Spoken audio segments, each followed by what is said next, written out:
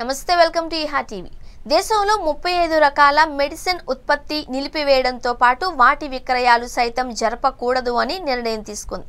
Pain killer, diabetes లాంటి అనారోగ్య సమస్యలకు వినియోగించే అనుమతి లేని దాదాపు 35 రకాల మెడిసిన్స్ పై నిషేధం విధిస్తూ అన్ని రాష్ట్రాలు, కేంద్రపాలిత ప్రాంతాలను central drugs standard control organization CDSCO ఆదేశించింది.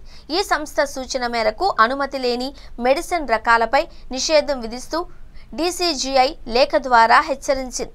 అందులో pain killers, antibiotics, diabetes, hypertension drugs, నరాలకు సంబంధించిన డ్రగ్స్, గర్భధారణ మెడిసిన్, న్యూట్రిషన్ సప్లిమెంట్స్ లాంటివి ఆ 35 రకాల మెడిసిన్లలో ఉన్నాయి అని సంస్థ తెలిపిందని సమాచారం. ఆ మెడిసిన్ ఉత్పత్తి తక్షణమే నిలిపివేయడంతో పాటు వాటి విక్రయాలు సైతం జరపరాదు అని అన్ని రాష్ట్రాలు, కేంద్రపాలిత ప్రాంతాలకు ఆదేశాలు జారీ అయ్యాయి.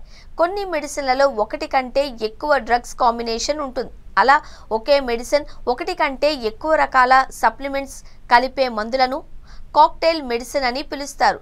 CDSCO సంస్థ సూచనలతో drugs controller general of India అన్ని రాష్ట్రాలు, కేంద్రపాలిత ప్రాంతాలను ఆమోదించని FDCల తయారీతో పాటు మార్కెటింగ్ నిలిపివేయాలి అని లేఖ రాసింది.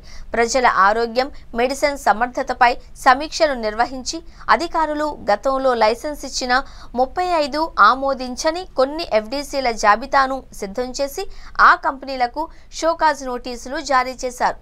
శాస్త్రీయ నిర్ధారణ లేని మెడిసిన్ పేషెంట్ల ప్రాణాల మీదకు తెస్తుంది అని ఈ నిర్ణయం తీసుకున్నట్లు కేంద్ర సంస్థ పేర్కొంది. మొదట CDSCO భద్రత, సమర్థత సమీక్షలు జరపకుండా రాష్ట్రాలు కొన్ని కాంబినేషన్స్ మెడిసిన్లకు పర్మిషన్ ఇచ్చాయి.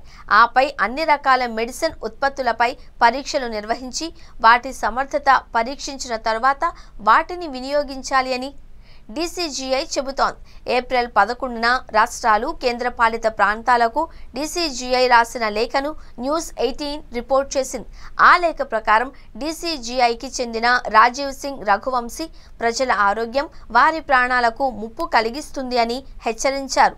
ఇది అత్యవసర, తీవ్రమైన అంశంగా పరిగణించాలి అని లేఖలో స్పష్టం చేశారు. కొన్ని రకాల FDC మందులు సరైన సేఫ్టీ స్టాండర్డ్ కలిగి లేవు అని CDSCO గుర్తించింది. సరైన నిర్ధారణ పరీక్షలు జరపకుండానే అనుమతులు ఇచ్చినట్లు గుర్తించి మమ్మల్ని అలర్ట్ చేయగా చర్యలు ప్రారంభించాం.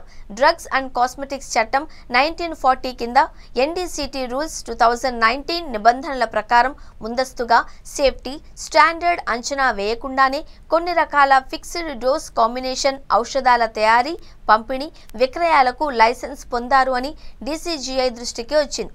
అలాంటి మెడిసిన్ వాడితే ప్రాణాంతకం కావచ్చు. శాస్త్రీయ నిర్ధారణ లేని మెడిసిన్ వల్ల ఎదురయ్యే పరిణామాలు తీవ్రంగా ఉండనున్నాయి. పలు రాష్ట్రాలు సరైన నియమ నిబంధనలు పాటించకుండా ఈ మెడిసిన్లకు అనుమతి ఇచ్చినందున గందరగోళానికి దారితీసింది.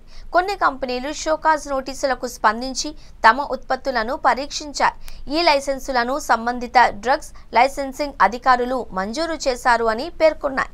దాంతో దేశవ్యాప్తంగా డ్రగ్స్ అండ్ కాస్మెటిక్స్ చట్టం 1940 కింద NDCT రూల్స్ 2019 నిబంధనను ఒకే విధంగా అమలు చేయడం లేదు అని గుర్తించాము అని DCGI అన్ని రాష్ట్రాలు, కేంద్రపాలిత డ్రగ్ కంట్రోలర్లకు రాసిన లేఖలో పేర్కొంది.